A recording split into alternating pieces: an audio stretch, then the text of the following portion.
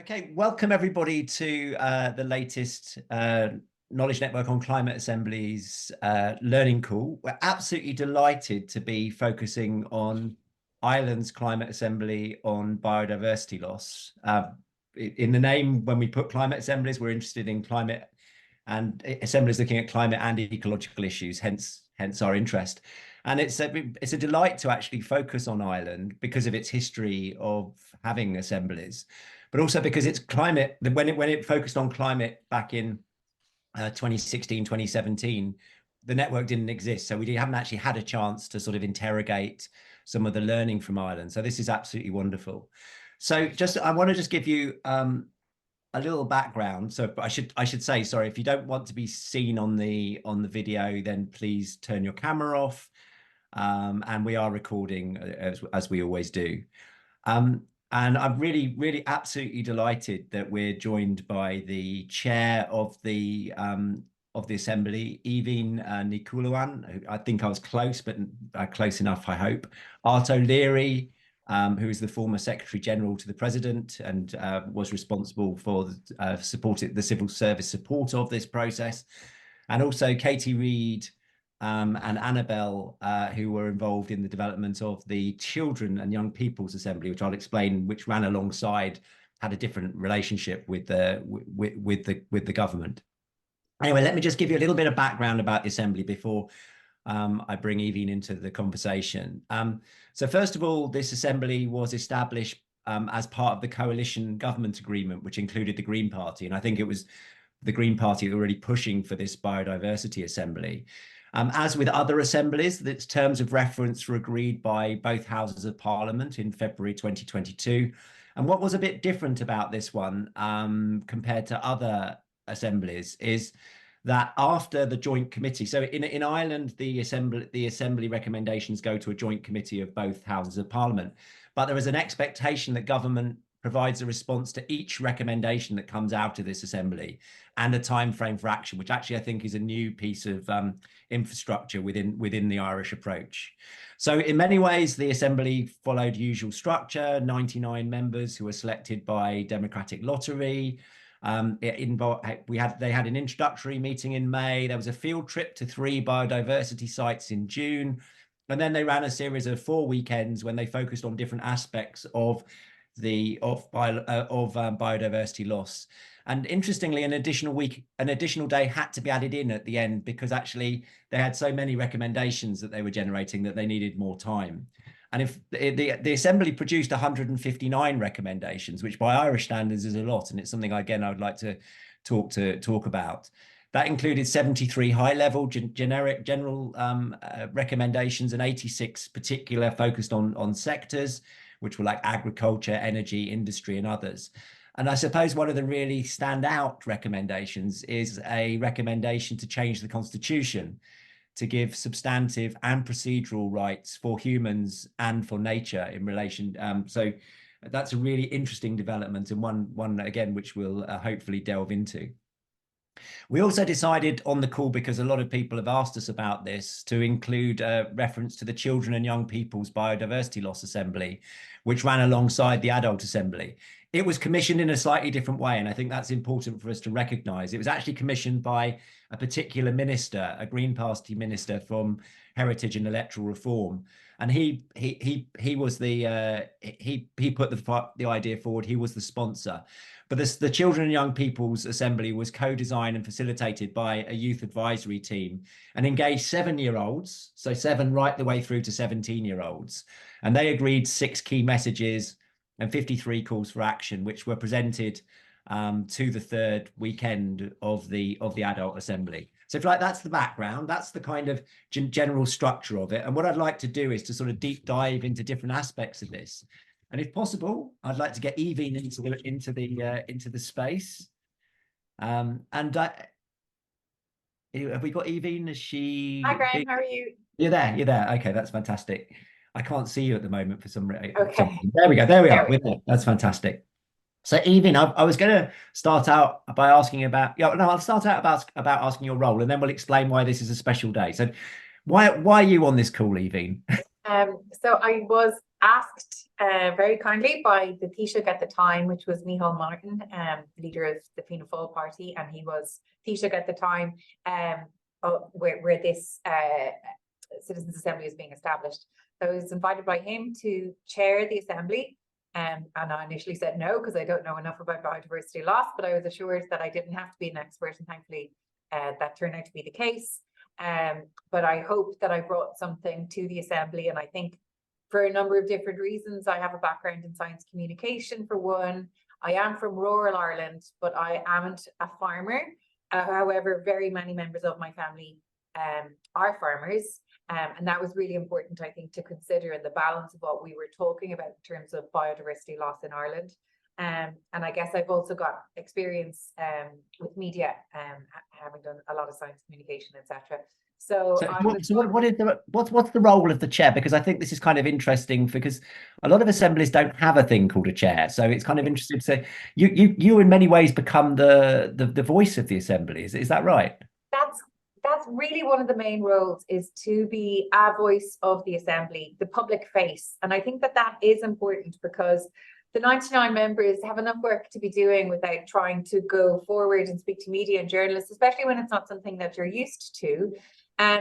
But also as chair, you have a number of kind of official roles, let's say, in that you work with the Secretariat to establish your expert advisory group. You work with the Secretariat and then the expert advisory group to plan the content of the meetings and to kind of give it a steer and make sure they have the right feel, etc. And I took on part of my role as well. And this was having spoken with colleagues. I am an academic, so I like to do homework. I'm in UCD, so Professor David Farrell works with me, and then we had Clodagh Harris on our expert advisory group as well. And I asked both of them, really, what should I be doing as chair? And they said, similar to what you just said, Graham, you know, being a chair is very different in Ireland, and kind of every chair takes their own role, and a chair's personality kind of, you know, comes to the fore almost with the Citizens' Assembly. But really what I wanted to do was make sure we had a sense of community in the room, and something that's very close to my work in professional development with teachers and with science and maths education in general. And so that's kind of what I tried to establish by making very bad jokes and, you know, talking to as many people as possible on breakfast, lunch and dinner for the whole weekend, and really to try and bring that collective together. Because when you're discussing something that's very broad, very complex, but also potentially contentious, it is important that I think everybody in the room feels like, well, we're all doing this for one reason, and that's to try and find a majority consensus to help our government address this problem of biodiversity loss. And obviously, we're really well facilitated by a wonderful secretariat who do all of the logistics, and there is so much logistics that goes into a Citizens' Assembly. Also, we have amazing facilitators and note takers at every single table, and they pull together the work. But then as chair, you have to work with them. So after every meeting, we would meet with the facilitators and the note takers, get the feel of the room, ask what the contentious issues were, find out what do we need to work on tomorrow. Is there something at the next meeting we need to follow up on? And really, it's from the very large to the very small. That's where the kind of the chair, the secretary, the EAG all work together. And so it was a steep learning curve, but I've immensely enjoyed it.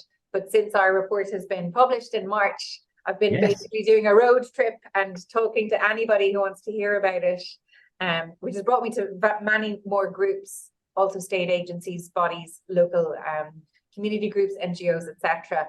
Because I feel, and it was actually some research that I read, that the more people know about the work of an assembly, the more likely it is that they'll implement it. So that was what I felt like, well, that's my job. I need to make sure that makes sense. I just wonder, I mean, and this is not it's just I'm trying to draw a comparison here. In other assemblies, a lot more, in other countries, a lot more emphasis is placed on the citizens being the voice. Do you think it's helpful actually that there is this single figure in that you play that role, or do you think there might be a role for assembly members to be more active? Well, no, assembly members have been very active as well, as in they were involved in doing media reports, radio excerpts, interviewed on television, interviewed by press, doing local radio. And we had some of our members come to the Oireachtas committees. They have all been tasked with going to their own local community. So I think it's really important that they themselves also feel empowered to do that. But at the very beginning, I think it's really important that none of them feel like they have to, particularly when it can be something contentious that maybe their neighbours don't agree with, you know, and that was for a lot of people in rural Ireland, you know, if they were coming back and people beside them go, but I heard that you were against XYZ, you know. So I think it's important that should they want to keep an anonymity, that they should be allowed to. It shouldn't be forced on them that they have to be public about the work that they are doing, because it is a public, it's a service that they're providing Yes. to the rest of society. So I think that that balance is very necessary.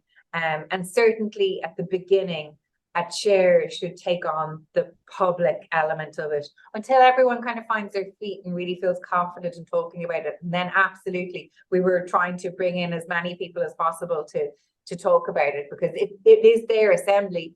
I am the 100th member, but I am only one member. And it was the 99 members that really came up with this.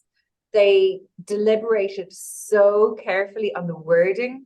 And that's why we needed an extra weekend. They demanded an extra weekend to make sure that what we were doing and what was going to be published was absolutely thought through and discussed in detail by all of them. So this belongs to the 99 members, but I am just one face of that. No, it's really, and I think it's a really interesting model, and it's interesting that they've used a bit in Scotland, but not. I don't think they've been quite as sort of up, you know, in the front in the same way as the Irish do. I think it's really interesting. So you talked about them sort of spending a lot of time, you know, looking at the wording, etc. This is a really broad agenda that, and you know, we've got something like, I think, what was it, 159 recommendations. That is a lot of, by Irish standards. It's not a lot by other standards, but Irish standards, that's a lot of recommendations.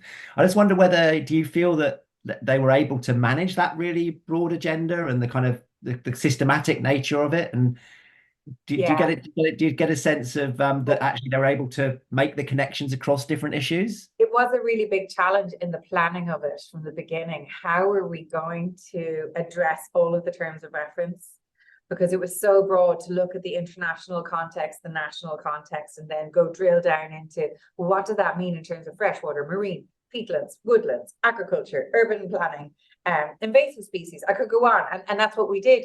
We broke it into sectors based on what might be relevant to policy, because we felt that that might be the easiest way to kind of digest it.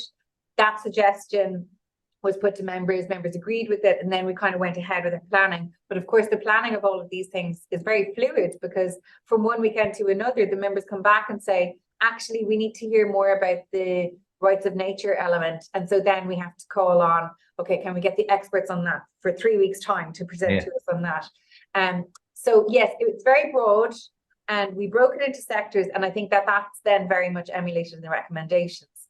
And really, I feel that the number of recommendations we had reflected the frustration of the members in considering how little action had been taken to support environment and biodiversity. And there was a sense in the room that the state's done nothing and it's been getting away with it. And now we are going to give them the blueprint of what we think needs to be done.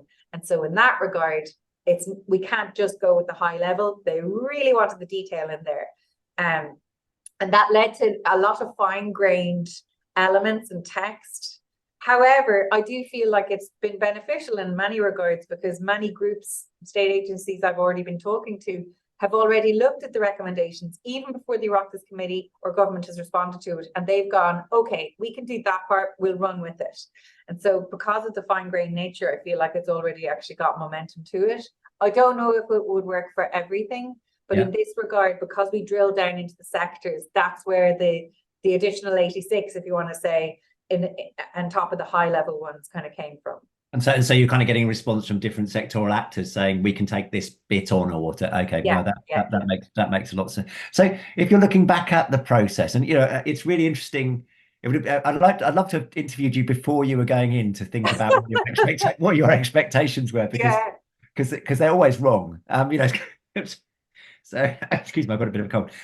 What was your highlight of the process? Looking back at it, what is it that you kind of that kind of made your day, or kind of when you look back, you think Oh, that's I kind of have like, one story that's a highlight. I kept a diary for this because I felt so lost. Art will laugh because Art knows I'm a bit of a control freak and I like to know what's going to happen. And you can't do that when you're in a room with 99 people.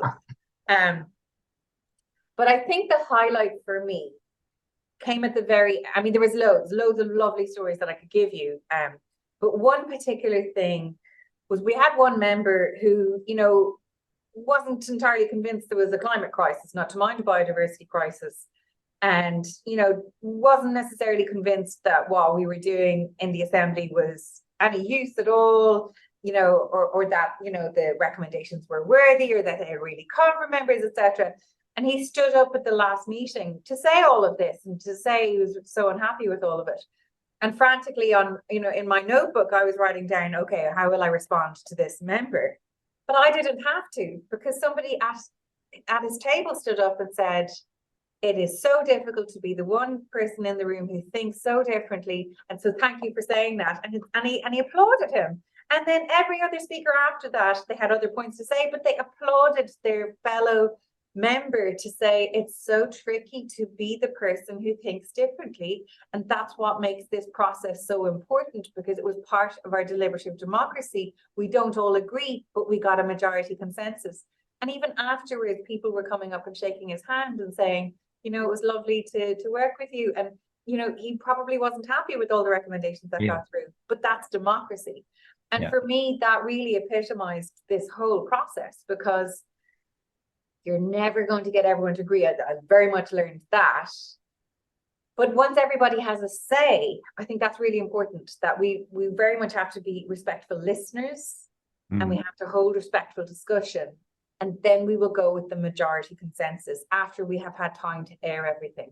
And it really was lovely to kind of have that epitomized in our last session. So that's one example for me that I think that thing about, it's not just about having voice, it's also about how that voice is received, and how there is that context of mutual respect, which I think unless, and it's one of those things, I think, unless you've actually been in an assembly or seen an assembly or worked on assembly, you don't really realize how what kind of a space this is, because it's so unlike anything else that we see in our politics. It's so powerful. I mean, and really it's taught to me that these are the skills that we need everyone to have. I mean, I'm lucky enough that I work in education. I work with student teachers and teachers in secondary schools. And for me now, that's one of my key skills that we need to have for our young people: respectful listening and dialogue. And so I try and bring that into my undergraduate classrooms here. But I really feel like that's the way forward. That's what I've learned from no, it's great. It's great how much you do learn from that. It's not like this is a bureaucratic thing. It's actually a really massive learning exercise. It's sort of, I guess if someone had told you exactly how much time it would have taken, you might have thought. No, I don't think my husband would have agreed to it either. I have two small children, and it was actually a lot of time away from them. But I'm also, like, I feel so privileged I was part of it, and to see it now kind of moving through the policy systems and the political systems, like, I'm immensely proud of that. But no, I think if I'd have known how much time it would have taken originally, I probably would have had second thoughts. That's where when you talk to Art, he kind of goes, oh, he doesn't actually tell him. So we started to talk there about going through the political system, its impact, and actually today is quite a special day, because, as I said earlier, the Irish process again is very different from other processes. That there is a joint committee of the parliaments, which looks at the recommendations and then passes them to government with its own recommendations. And I understand that that's happened today. Yeah, so I only learned of this last week, Graham, so that the timing is wonderful. But today I got my hands on the reports from the Joint Oireachtas Committee of Environment and Climate Action. Sorry, Ruckus is parliaments, yeah? Sorry, Parliament. No, sure. Use the Irish term. I just want to clarify for everybody. So it's our houses of Parliament. We have lower and upper. So the Dáil and the Seanad, that's the Oireachtas. The Joint Oireachtas Committee means it's a cross-party. That's really powerful, because this means that all parties, or all people who are at least involved in this Oireachtas committee, which is actually a lot of parties and some independents as well, had to come to a consensus on it. And I've only read it once now, but it's very, very positive, and absolutely the sentiment of what the citizens recommended has been echoed in the Oireachtas. And then I think they have kind of emphasized and maybe added momentum then to certain aspects of it. And government now is expected to respond to this in the new year. And hopefully both houses of parliament will also get to debate it. So it's really positive. And for me, I work in academia. Academia is very slow moving. So the fact that this was published end of March and now we're getting a response, I know the Assembly had requested that it be within 6 months, summer, etc. I feel like it's got good momentum here. There's a lot of conversations that are happening about it. The Department of Finance was represented at that launch today, which for me is really that's really interesting. That's really interesting. Because I think once you have finance behind and already considering it, we had a sustainability finance plan for Ireland launched last week as well, and that was incorporating and mentioned actually the Citizens Assembly report. So I feel quite hopeful right now, which is great. And so yeah, I'm quite glad today. I'm feeling positive that this is that's really great. So I just wondered, and I'll ask Art a similar kind of thing. Do you think so? Very often assemblies will make their reports and they'll go straight to government, and then government will give a response. Do you think there's value that you actually have that sort of joint committee, that you have that kind of scrutiny from Parliament? Do you have a sense of that is actually? I really do. So I'll give maybe a couple of examples. One thing that in our assembly we do not engage with politicians. We don't really engage with the departments either, because we don't want people who we'll be making recommendations to tell us what we should be recommending.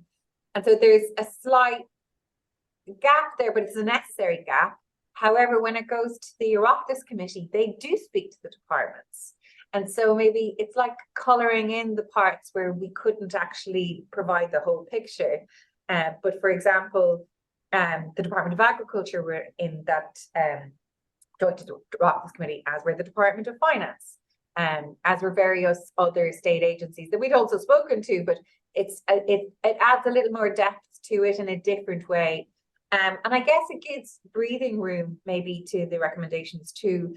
I think it really was necessary with the Joint Oireachtas Committee on Gender, which came out of our Citizens Assembly on Gender Equality. And that was a newly established Joint Oireachtas Committee specifically to deal with those Assembly recommendations. So I do think that stopgap is important, because it means it is carefully considered and it's cross-party.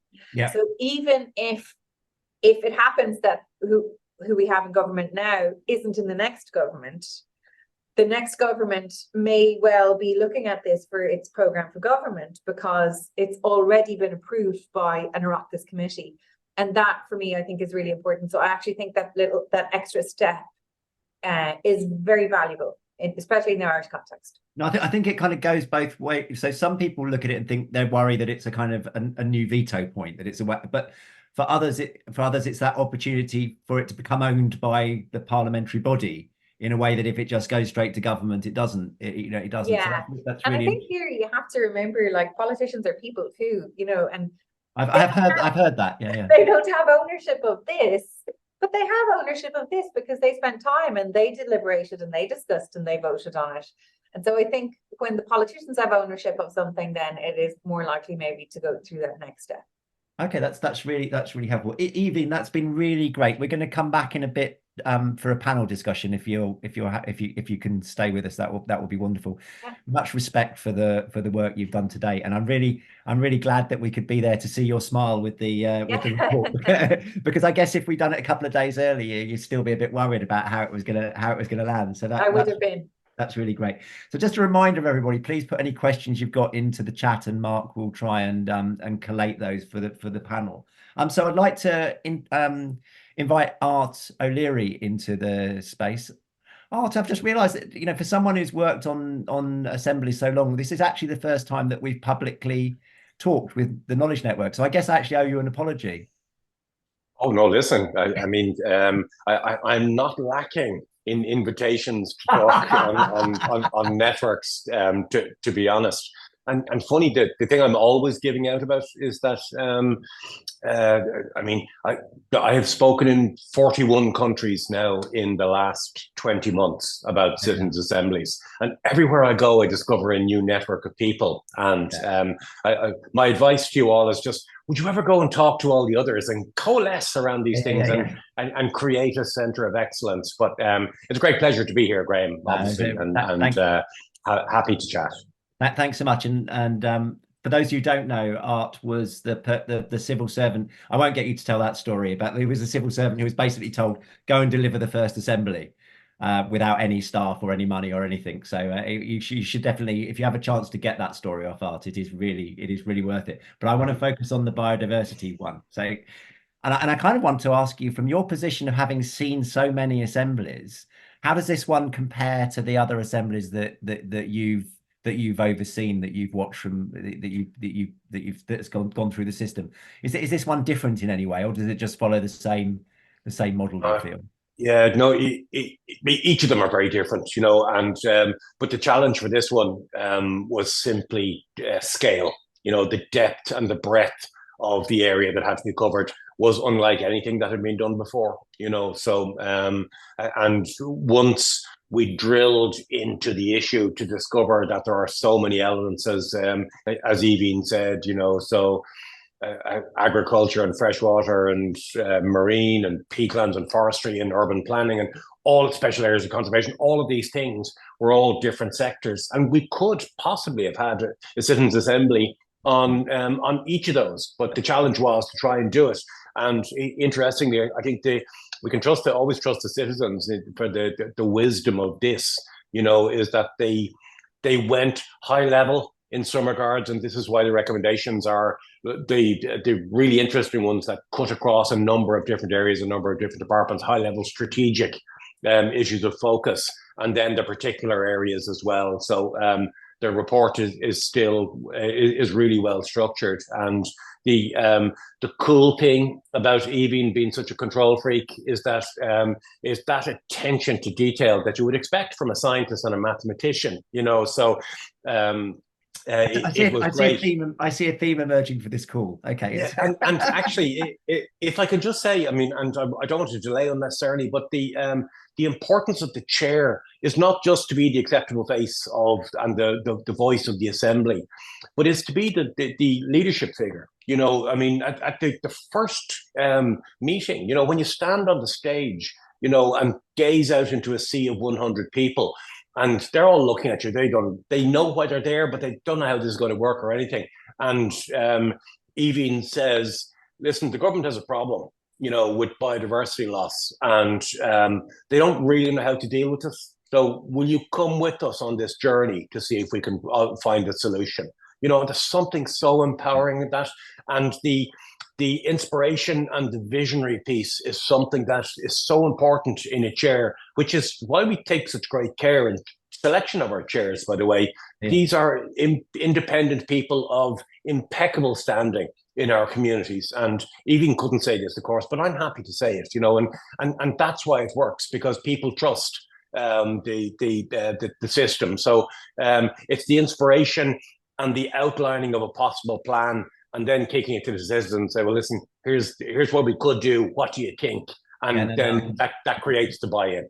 No, I can see that. And I think, having sort of followed most of the assemblies in Ireland, I can imagine that Aoibhinn's style is very different from the judge who led the first one, and et cetera, et cetera, et cetera. And it's kind of interesting. Yeah. It'd be interesting to think about how that, and that's for another call, I think, about how personalities shape them. So one of the things, again, I said one of the interesting things about the Irish Assembly is the way that it links in with Parliament. We can come back to that in a minute. But the other thing that's really interesting about the Irish is that you always deal with all the issues in plenary, as in all of the citizens are looking at the same issue at the same time. And in other climate assemblies, decisions have been made to kind of like, I will have some groups focusing on energy, some on transport, some on some on lifestyle or whatever. So that actually you almost like break up into smaller assemblies, but you've always, even when you were faced with a really big issue like biodiversity, the decision was that they would deal with this as a whole assembly all of the time. And is that a sort of philosophical thought, or you just hadn't thought about breaking up into groups? No, no, no, how dare you? Of course we did. Yeah, yeah. The real strength of the Irish system is it is Ireland in one room, the representative nature of it. So even if you randomly select people to do energy or whatever it is, you're losing that representativeness because you're breaking it into much smaller groups.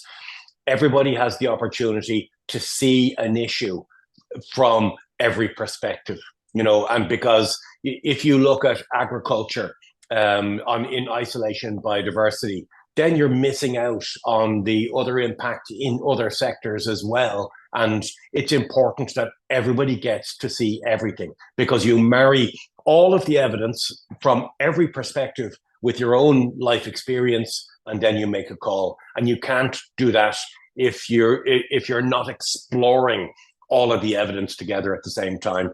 We have found that Ireland in one room works. And I mean, the story of the Eighth Amendment result, the recommendation for a really surprising regime of abortion in our country shocked the political system and the media, because they thought the Irish people would never go for that.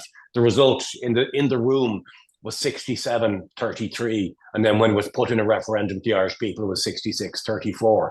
So we are confident that if everyone in the room hears all the evidence, they can properly be a representative sample of the thinking of the Irish people.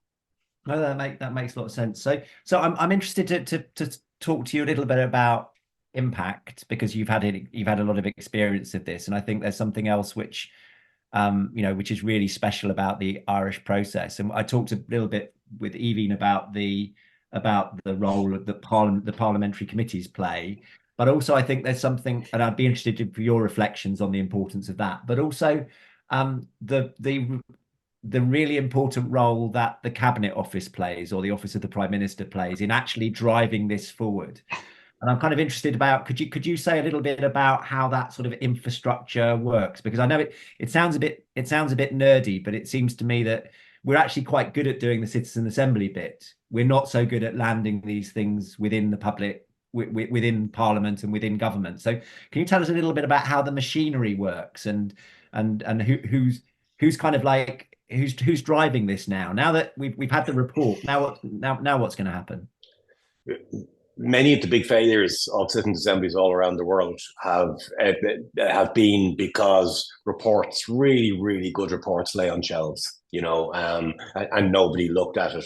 This is where the initial ownership coming from the Prime Minister's office is key, because whatever's a priority for the Prime Minister is a priority for everybody else. And some of these big picture issues that we looked at span a number of departments. So if we had given the Department of Heritage, who look after biodiversity loss, the responsibility for this assembly, it would have been ignored by the big beasts in agriculture and energy and all the other areas, planning and all the other areas that are as well. So the Prime Minister standing at the podium saying, I want this done, and we're going to give these guys a wheelbarrow load of cash, and then they leave them at it, and let's have a look in a year's time when you come back and see what you have. The process, you outlined it earlier on, is government bring a proposal to the Parliament. The Parliament establishes independent citizens' assemblies, so they are creatures of Parliament. That's where the link comes. That's where the reporting mechanism comes back. When the Prime Minister's office finance these issues at the citizens' assemblies as well. And then when the reports from the assemblies come back to Parliament, they tend to establish a parliamentary committee. So now we've got two reports. We've got the political committee's report and the citizens' assembly report. The government take both of those away and then look at them, and then they decide on government policy. They'll come into the Parliament with a response. And the tradition is that they'll come in and announce all of the recommendations which are going to be accepted and when they're going to be implemented, and importantly, to announce which recommendations they are not accepting and explaining why. So everybody knows this process at the outset. There are no surprises here. Citizens, when they buy into this, they're always very curious about what's going to happen, and it's going to be another report that dies a death, etc. But the process is clear, and nothing succeeds like success. You know, our first assembly, of which there were some Oireachtas members, some members of parliament on it as well, led to a change in the constitution and marriage equality. The second one, second assembly, delivered abortion in Ireland, and also the government's climate action plan, which ended up in legislation. There have been a couple of other referendums in this country as well. And last week, the government announced 2 more referendums, which are in 85 days' time, on recommendations that came from the Gender Equality Citizens' Assembly. So the rhythm has been established. This is the way it works. And you would be afraid that, I mean, if you start tinkering with this in some way, we don't know why it works, by the way, and it works in Ireland. So you're afraid that if you tinker, let's take one bit away from the Prime Minister's office or whatever, the whole thing might fall down. All we know is that the conveyor belt of citizens' assemblies that we have right now seems to work in our country. And there's a very good reason for that. And so I just pick you up on that last bit. So you were talking about the Prime Minister's office being really crucial here. So now this report that Aoibhinn was waving about from the Joint Committee will go with the recommendation, the report from the Assembly, and it will be someone in the Prime Minister's office who actually now drives what happens. Yes. Have you got any worries that they're having to drive 159 recommendations? Because you're used to kind of like, you know, recommendations that are coming out of these things usually in the 20s or 30s, I think, even sometimes even less than. So do you have any worries at all that there's just is too big a work? No, none at all. And I mean, the role of the Prime Minister's office, you know, is coordination, you know, and the Cabinet Secretariat now own the Citizens' Assembly reports when they come back, and they're to deliver a response from government, because there has to be a government decision on these recommendations. So the Cabinet Secretariat, like any issue, whether it's housing or transport or agriculture or whatever it is, tell the department, here's your homework. I want a response by that in 6 weeks' time. And don't be coming back to me telling me that it's too late or it's too hard or whatever it is. This is what they do, you know, because the process of government, again, it's like a factory making widgets. You know, there's stuff in and there's stuff out, you know, and citizens' assemblies are just another part of that. This one is slightly more complex, but not more complex than dealing with some of the issues of climate change or cross-functional issues like that as well. So you will find that the machinery in number 10, if that's where it ends up, is more than well geared up to be able to deliver on this. Okay, that's really great. And just a couple of quickies. So what was your highlight of the process this time round?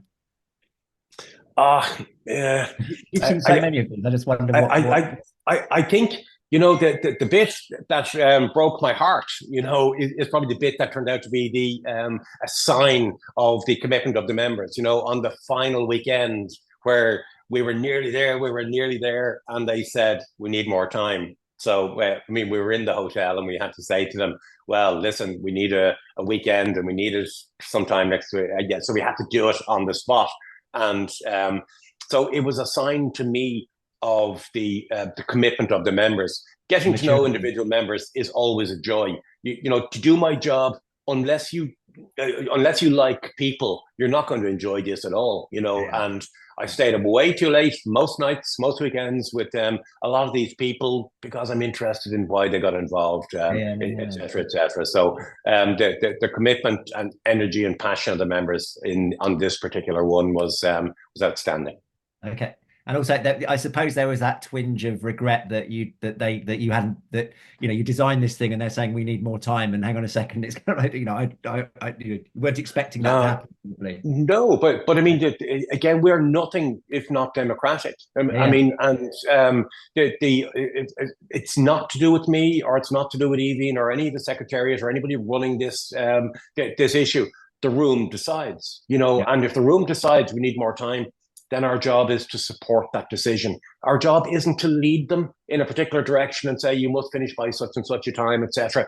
Parliament told us that we had to be finished by the end of December, and we had to write to Parliament and say, we're not doing that. And we'll back when we're good and ready. It'll probably be March, you know, and that again displays the independence of this and the ownership of the members themselves. So good luck to all of them. They were great. So people may not know, but Art is now been he's now been asked to set up the Electoral Commission, which means that it's a new big role. So when the next assembly starts, are you going to be knocking on the door asking if you can come in now, or are you going to be watching from a distance and like a sort of this is for someone else now?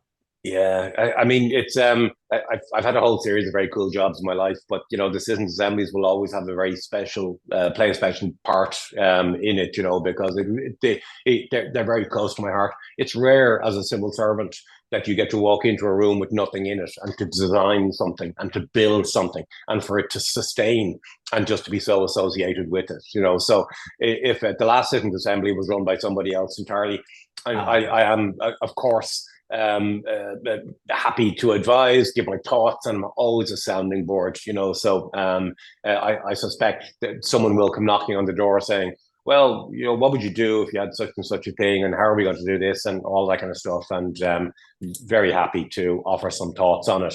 I mean, there is all kinds of talk, including in your country right now, Graham, about a citizens' assembly on Northern Ireland, you know, the reunification issue in Northern Ireland. That might be that might be one I could come out of retirement for, you know. So thank you so much for welcome this as ever, and we'll pull you back into the panel in a bit, but thank you so much. And finally, we're going to have a short conversation with Katie, Reid, and Annabelle. Is Annabelle in the room? Yeah. Hi. She's there somewhere? Yeah. Oh, here we go. Fantastic. Fantastic. Welcome, both of you.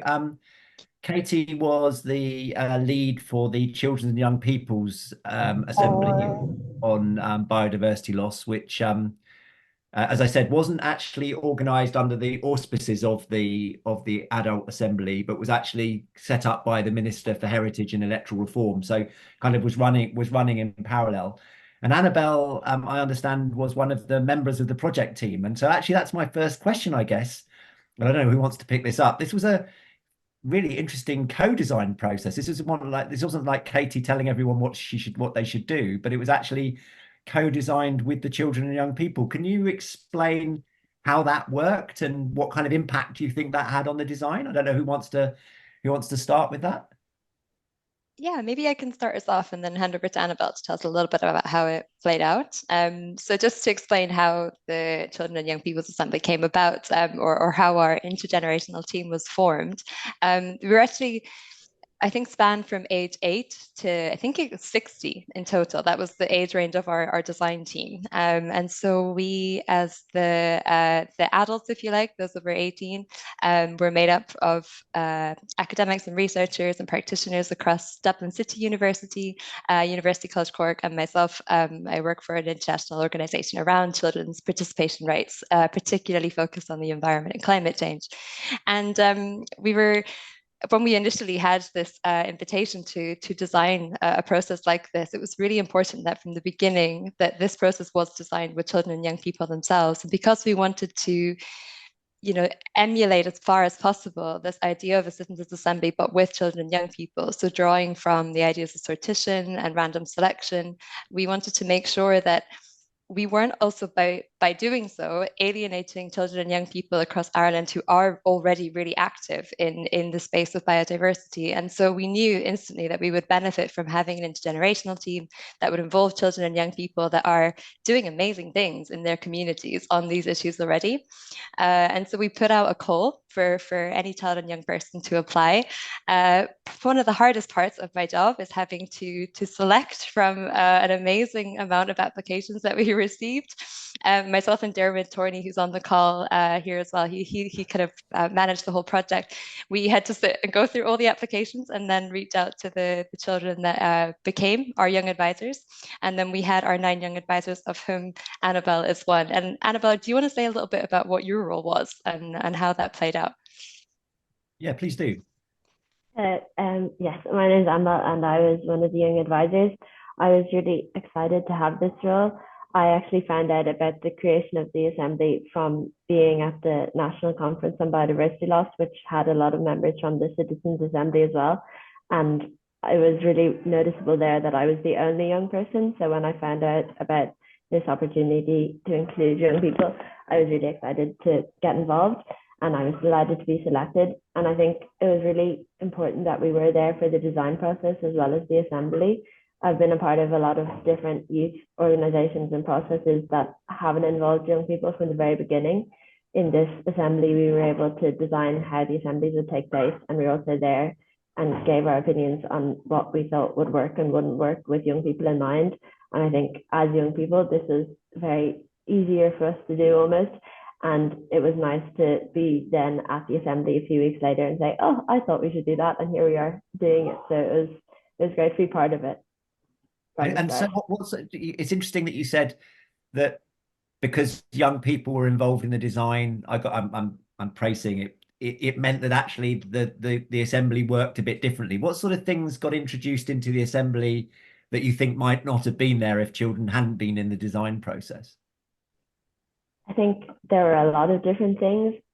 Personally, I've, as I said, been in different things, and there were some activities that weren't really suitable for young people. I mean, we didn't sit as the Citizens Assembly do around tables discussing all our ideas. It was really multifunctional spaces that allowed the young people to be themselves. As part of our assembly, we had children as young as 7 to 17, I think, or 18 as part of our assembly. And of course, there's different requirements for people of different ages. And we brought ideas such as how to introduce the children to each other, small games that could be played, especially with the younger children, to involve them.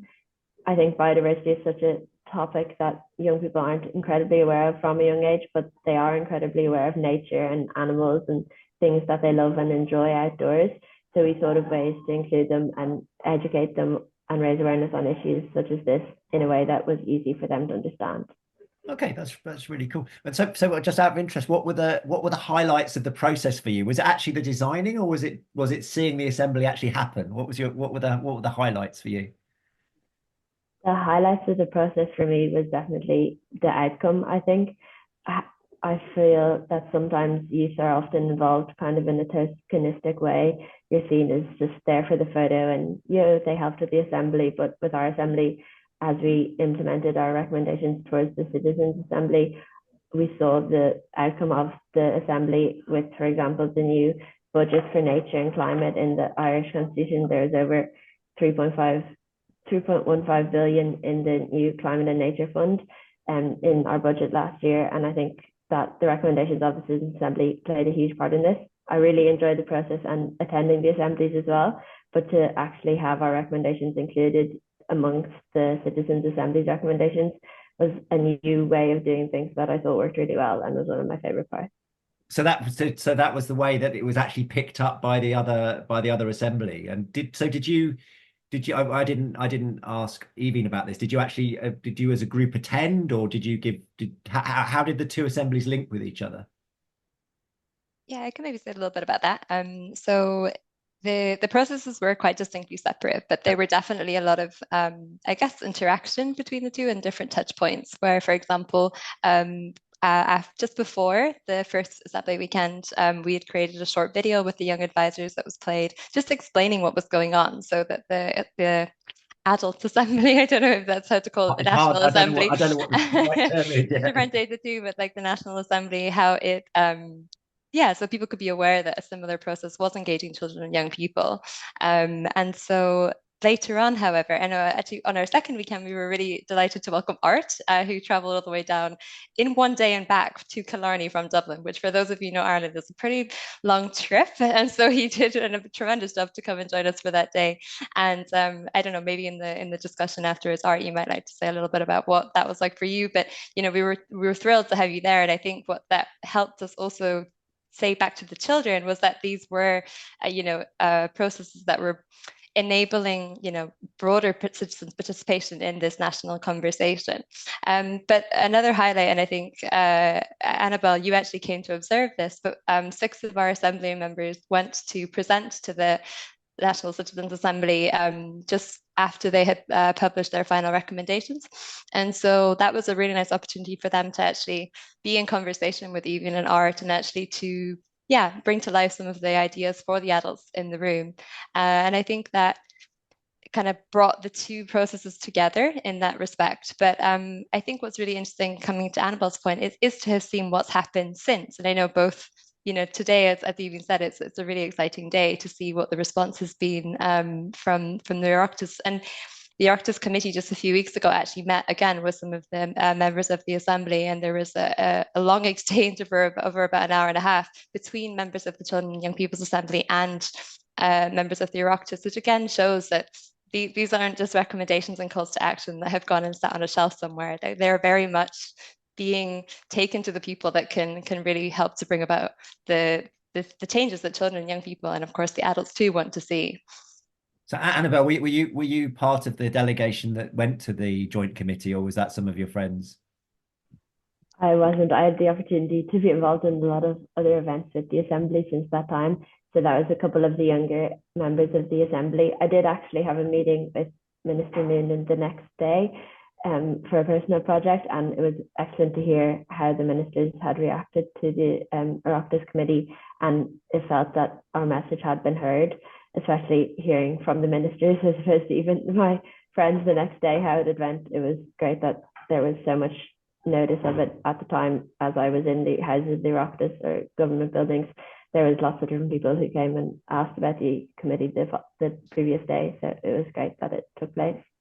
Because there's a real danger in this kind of with and Katie, you must have seen this a lot, and Annabelle, you were referring to this, of what you might call child washing, where you kind of have children come and make a presentation, and then actually it's kind of a photo opportunity. This actually felt like it was taken. So you feel that this was taken seriously. It was given the weight it was due, and actually you can actually see impact from this process, which is sounds like a really nice change, actually.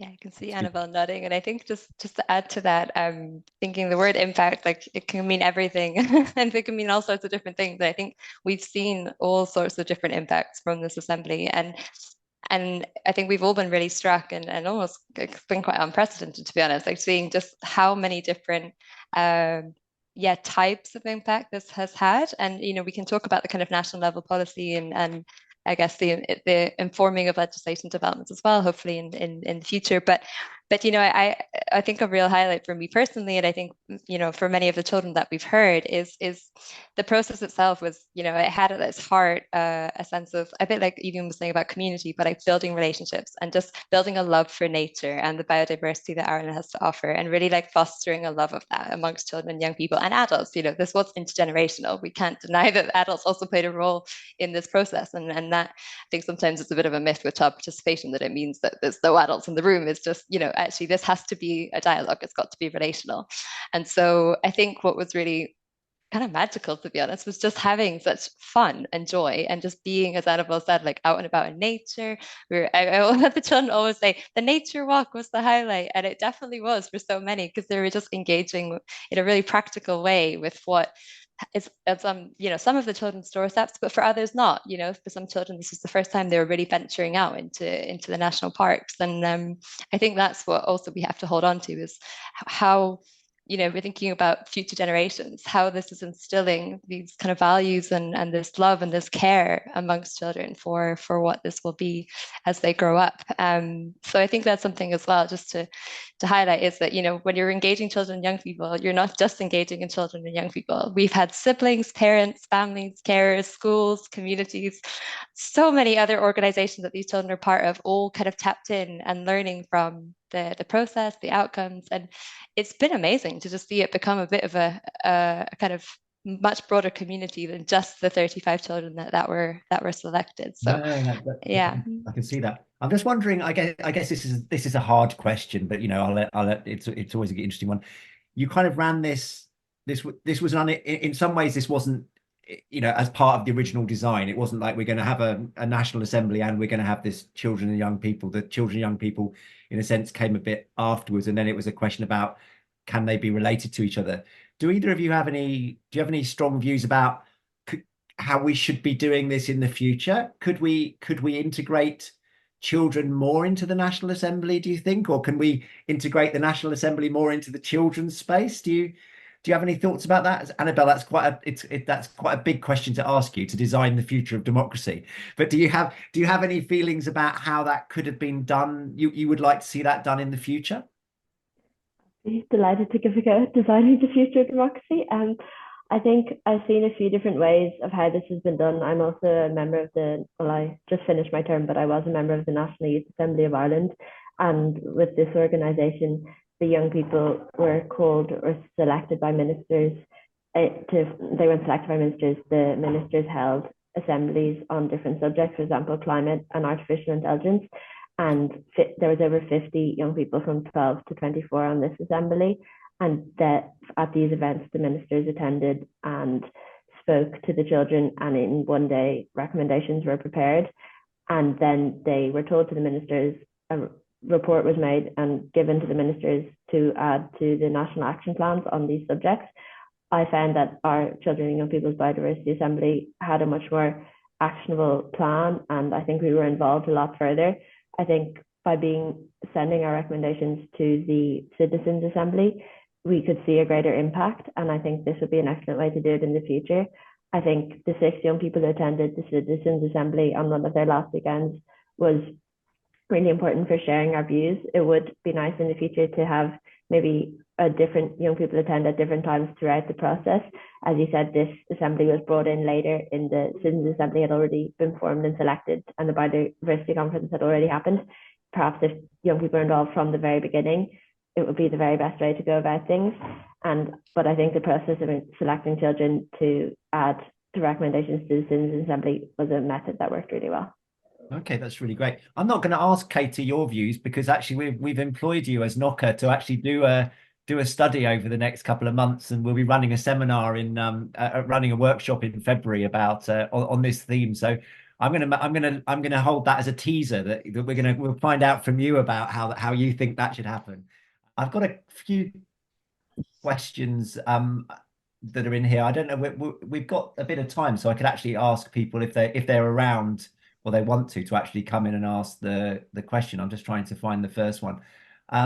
Fiona, you wanted to ask something about citizen agency. Do you want to just are you there? Yeah, I'm here. Thank you. I was just curious because I think it's really interesting that children were included in the design of the Children's Assembly, and I was wondering if there was something along those lines beyond just being able to ask for an extra weekend that happened with the national one. Okay, so it's about the agency that citizens had in the National Assembly. Okay, let's take a couple of questions. And Deborah, you had a couple of questions in there. One of them was very nerdy, but I don't know which one you'd prefer to ask, or you want to ask a couple while we've got it. Are you there, Deborah?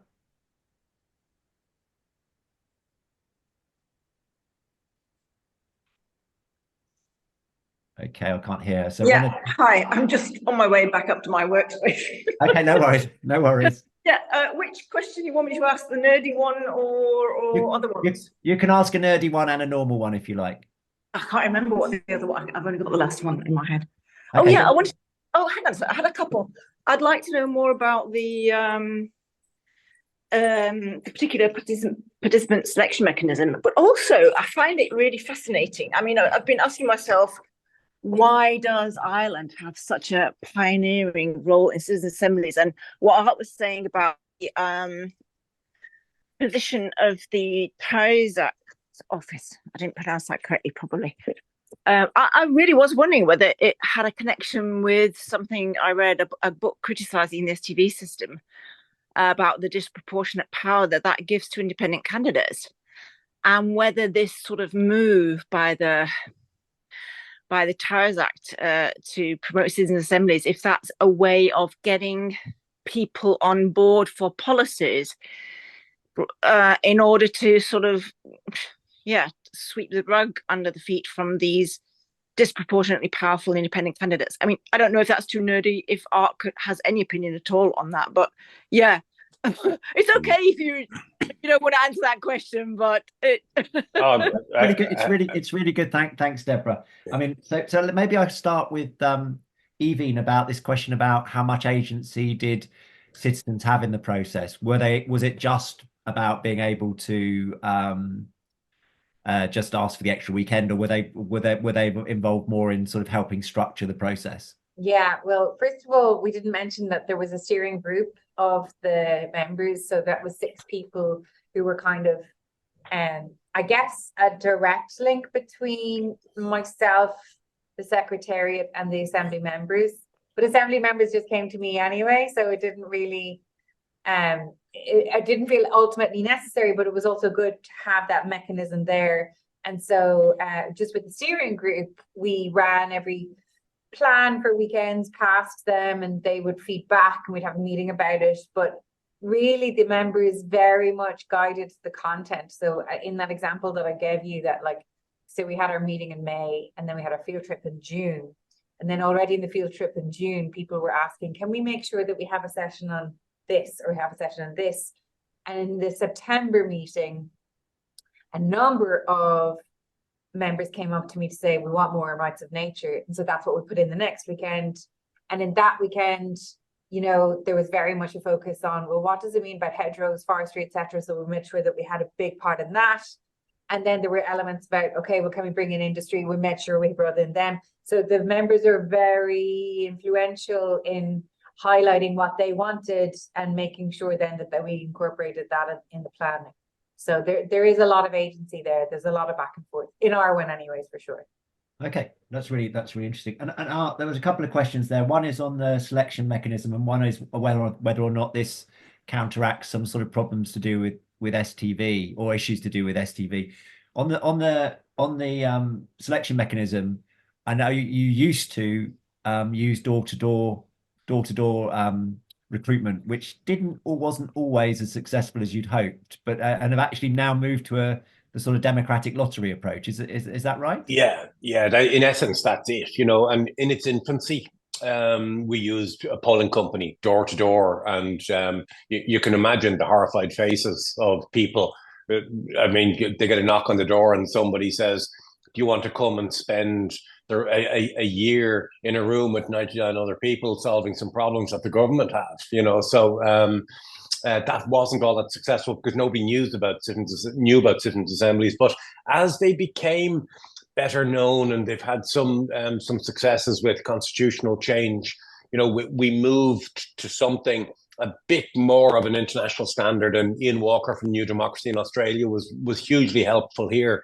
We sent 20,000 invitations, randomly selected invitations from the Prime Minister to households in this country. And we had, for Biodiversity Loss, we had an extraordinary response rate. We had nearly 2,500 people who put up their hand and said, yes, I'd like to spend 6 or 7 weekends in a year, and that gave us a really great grounding from which to choose a representative sample. 100 out of 2,500 meant that we could do age, region, and gender with great ease, but we made sure we had farmers in the room, and people with a disability, and people who weren't born in Ireland, and all of that kind of stuff. So we built up the layers, of according to the representative sample of the population. Interestingly, we asked our citizens on the first day, we're always asking them stuff. It's really, we're in pain in the behind really for its citizens. But we asked them on the first day why they got involved, and about a third said that they were interested in the issue, and about another third said that they wanted to make a contribution to public service. But my most interesting third, who I adore, were the third who said that citizens' assemblies are the way that Ireland gets hard jobs done, you know. Okay. And 10 years ago, citizens' assemblies doesn't exist. Now, are they an indispensable part of the policy development framework? I don't know, but I think it might be, you know, for intractable political problems, you know. And Deborah, on the nerdy question, any connection between the electoral system and the rise of citizen assemblies? I doubt it. I think the essence, I mean, the motivation for the creation of the first one was transformation. You know, as a political, at a political level, we just come through the financial crisis, and there was a government elected in 2011, which was all about change, transformation, doing things differently, listening to the citizens. And it happened to be that this was one of the issues that was in the programme for government. And Enda Kenny, who was the Prime Minister at the time, just said, yeah, we have to do this thing because we promised we would do it, and we're a government that keeps its promises, you know. And it is as simple as that. I mean, we have as many independents now in 2023 as we did have in 2011. So I'm not sure you can make a direct link between the electoral system and the success of assemblies. It may be that it introduces a sort of consensual moment into politics in a way that you don't have normally. You know, that's kind of interesting. But whether that's got anything to do with STV is an interesting question. So Annabelle, I just wanted to ask, I didn't ask you at the time, did you use sortition as well for your children's assembly? Did you use random select? Did you use a lottery process as well? Yes, and I'm sure Katie would get involved in this question as well, but we did have random selection for the advisory team as well as the assembly. There was over 500 applicants for the youth assembly, and 35 were selected randomly to make sure to include a mixture of different genders, races, the same as the citizens' assembly. And do you like that I'm kind of interested. You know, that would have been probably a new process for you. Do you think it was a good way of doing it? I did think it was a good way. It was a new process for me. I think in other assemblies I've been involved in, people were recommended by their organisation. And I think this limits conversation to people who are already aware and have an interest in issues. Whereas with our assembly, we gathered people who perhaps didn't know about these issues and hadn't heard about different parts of biodiversity loss before. And through this way, we were able to raise awareness and education, as we did have specific programs on awareness and education before our recommendations were made. And it was an excellent way of involving people with a lot of different voices and ideas. No, that's really cool. And it's really interesting because I think I remember from school government, it was always like the really popular kids who got to do stuff. And, you know, sort of it actually bringing sortition into early, you know, my first experience of democracy was knowing that I wasn't going to get elected. And that was not really good first experience, is it? So that's good. Thanks for that. Chris, you were late, but I'm going to allow it, as in he arrived late, and he's got a question about the rights of nature aspect, which I'm sure Aoibhinn can respond to. Chris, are you there? Do you want to just ask your question? And we don't hold it against you that you were late. Don't worry. Thanks, Graham. Yeah, I was just really curious if you guys, when you were coming at the assembly, wanted to start with like a real blank page on things like the rights of nature, or were you looking at what other countries have been doing? There's like a big tradition in Latin America around like rights of nature and other things. Was this where you wanted a blank page to start with, or were you actively saying, look at what this country's done, look at how this has gone recently? I'm really curious about that. Thanks so much. And Michaela, did you want to ask your question about crises? And was it that, you know, do we all need a crisis in order to have good citizens' assemblies? Which is kind of what Art was saying. So, Michaela, what was your point? Yeah, well, I just heard Leo Varadkar not so long ago, an interview on a podcast, and he felt that the opportunity for citizens' assemblies came about through national crisis in Ireland. He didn't really go into detail, but I guess it was post the global economic shock that we all suffered. As a huge advocate of citizens' assembly myself, I've thought about this and I wondered, whether we need the same in the UK, although obviously politically it's felt we've been in a kind of crisis for the last 7 years. So I was just really interested to hear from you guys whether you would support that or whether there are other characteristics that enable the authoritative establishment of citizens' assemblies. Yeah, yes, it's a hard thing to think that you need an absolute collapse of your fiscal system before you can actually have democracy. But that's a really interesting question. But Aoibhinn, do you want to reflect on the rights of nature question and the extent and how you dealt with that in the assembly? Yeah, so Chris has asked really if we were looking at other countries, and then that prompted our thinking. No, this almost came out of the blue from my consideration because it wasn't something that was on my radar, I have to say. And because it was mentioned in our very first talk from Professor Robert Watson, who chaired the IPCC and was looking at the international context of biodiversity loss. And he asked the question, do we have a right to damage nature? And I think that really got people thinking. And then we had our field trip and people started to ask me, can we hear more about it? And then after our September meeting where we had Roman Kazierniak talk to us about being a good ancestor and really what we want to leave for our kids. And people were really saying, I think we need to talk about this. So we thankfully had Professor Anya Ryle, who is in University College Cork, but an international expert on this. She came and addressed us. She mentioned some countries that had already considered this and put it into their constitution or laws. But really, we weren't looking at anyone else in detail at that time. It did come up in other conversations, but no, it was almost a blank slate. And I, for one, thought it was too adventurous as a recommendation that government would endorse, but it has been reasonably endorsed, effectively endorsed anyways, by the Joint Oireachtas Committee, in that they have said that it should be considered and an expert group now should look at it. I had the very valuable opportunity of speaking at the UN for Mother Earth Day based on the work of the Citizens' Assembly, and was blown away by the amount of other countries and communities that are already considering rights of nature and already acting that out. So in that regard, I think Ireland is going to kind of maybe jump on this. I don't want to say it's a bandwagon, but have this zeitgeist.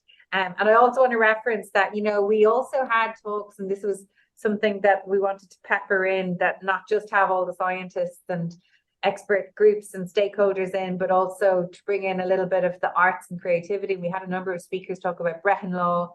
We had Moncon McGann talk about the link between our Irish culture and our Irish language and nature. And I think that got people thinking about the rights of nature as well and really enshrining it into the Constitution.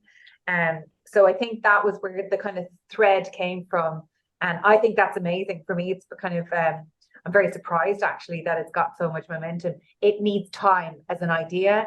It needs a lot of time and a lot of conversation. But I think it's quite promising. Do you fear that might actually be one aspect of the recommendations that doesn't necessarily make it through? Because that would require a constitutional referendum, obviously, to think about rights of nature. To be honest, my hope now would that it would have time to air. I think it's a great idea that an expert group now be brought in and people start talking about it. And every talk that I've given, I've actually posed the idea that the best thing that our citizens' assemblies do in Ireland is start kitchen conversations. Because my only engagement with assemblies before this was knocking on doors and canvassing. And, I had very many rows with my mother and my grandmother about the marriage referendum. They both told me they voted yes anyways. So it was kitchen table conversations. And the same for the 8th Amendment. They were difficult conversations to have with people where we had differing opinions. And I still have friends who have very different opinions on maybe some of those things, but it was starting the conversation. And I think if this Citizens' Assembly starts that conversation about environmental rights, that will be a success story. Yeah, because it strikes me that the kind of the procedural and substantive human rights to a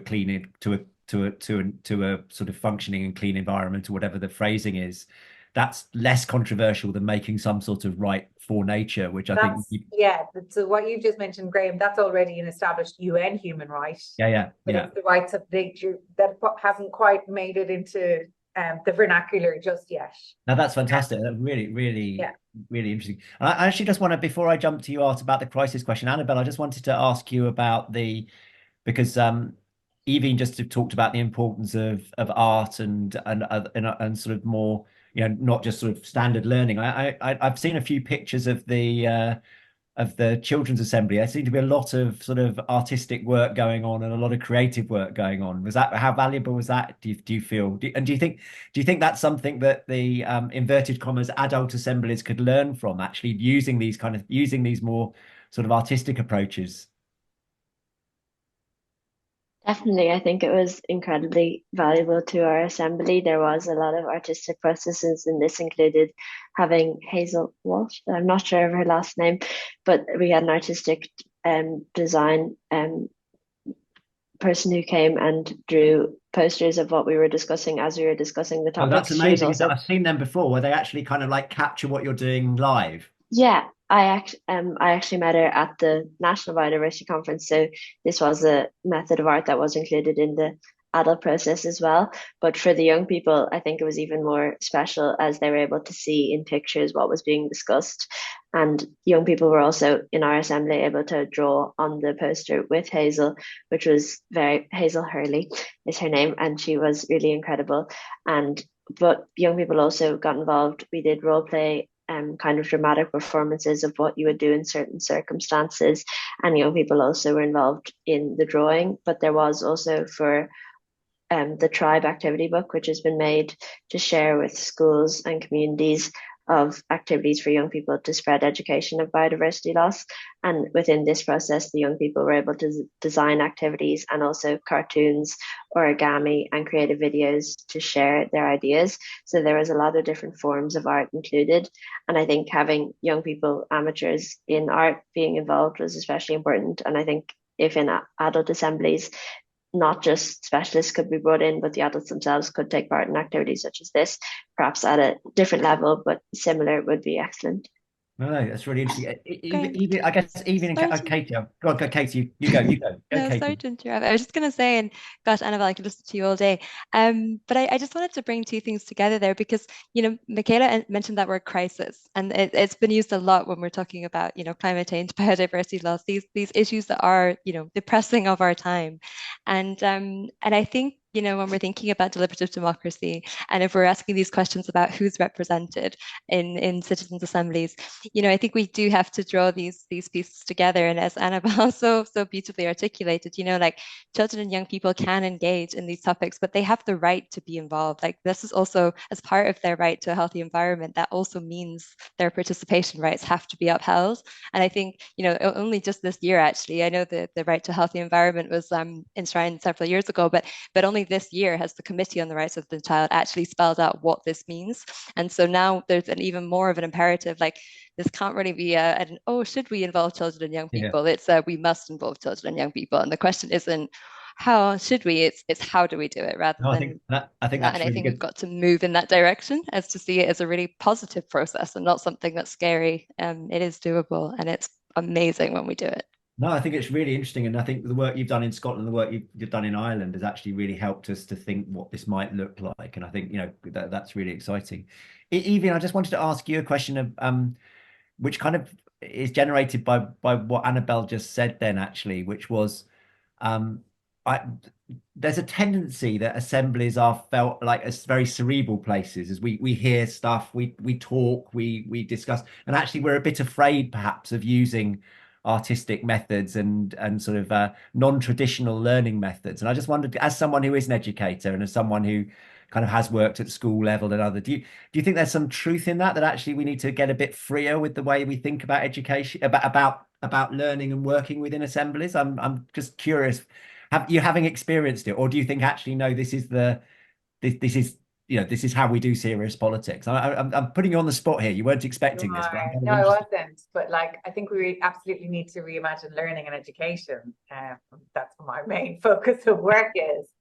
But it's so funny, and Art will laugh at this. And I want to interject here because I really want to thank Art for like coaching me into the role of a chair, because you know, when he spoke earlier that you have to be able to lead and somehow inspire, but he was there, you know, guiding me at the background, and I wouldn't have been able to do it without you, Art.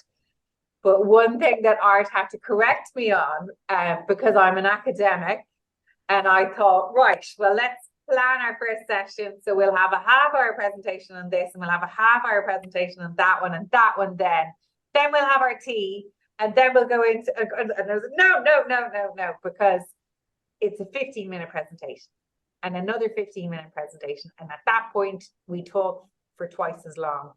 And I think it was great. Like, you know, one thing as a science communicator, I think it's really important that scientists are able to communicate.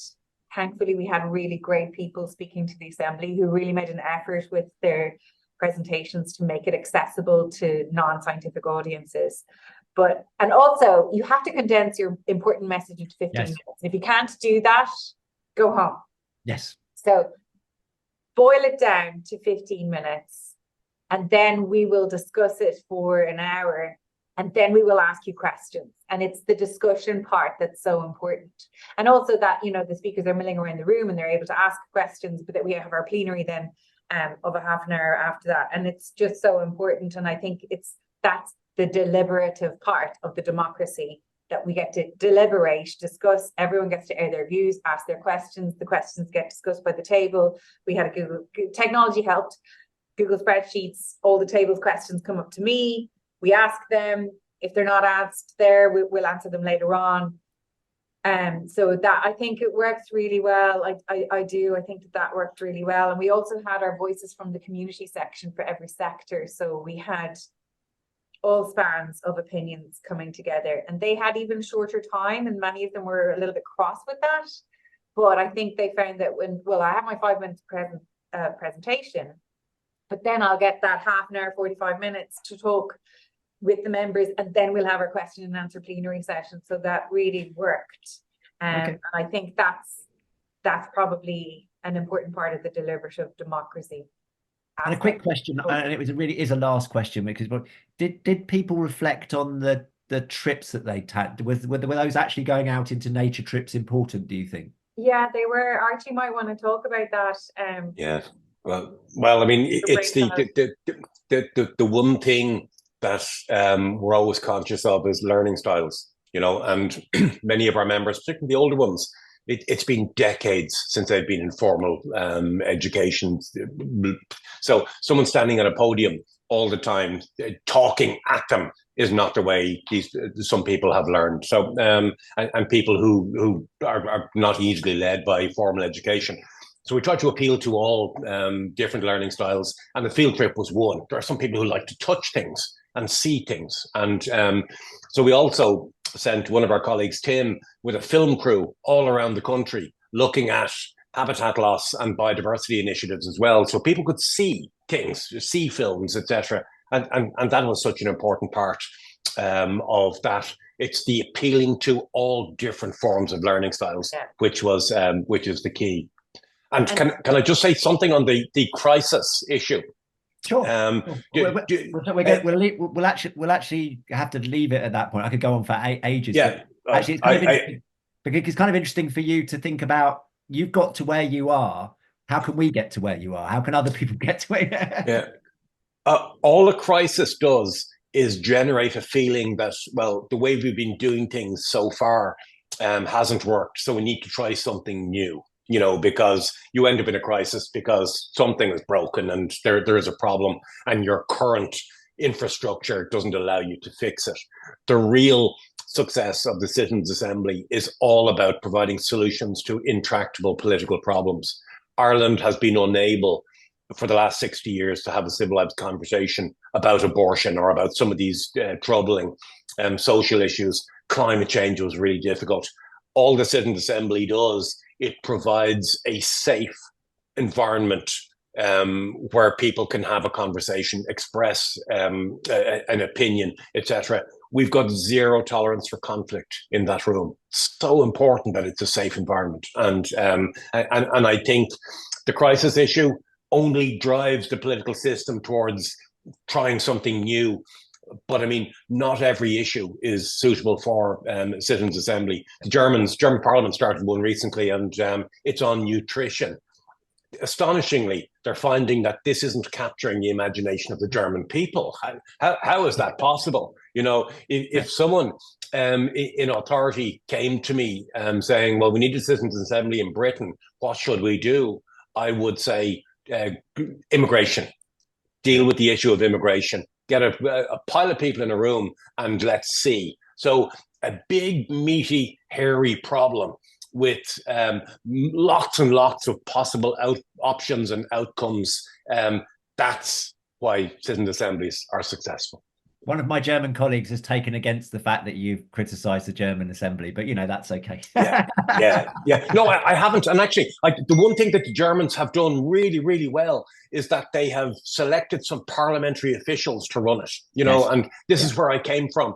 Parliamentary officials know how to herd large groups of unruly people from one place to another and get them to make a few decisions along the way. These are skills which are very helpful in citizens' assemblies. Absolutely. Listen, this has been an absolutely enjoyable learning call. I've learned so much. I could keep on talking to the four of you all afternoon, but I know you have lives, and Aoibhinn, thank you so much, and Art, thank you so much. Annabelle, thank you so much. Katie, thank you so much. It was really enlightening, really helpful for our community, and we're really just utterly impressed about the work you've done and full of respect for what's happened.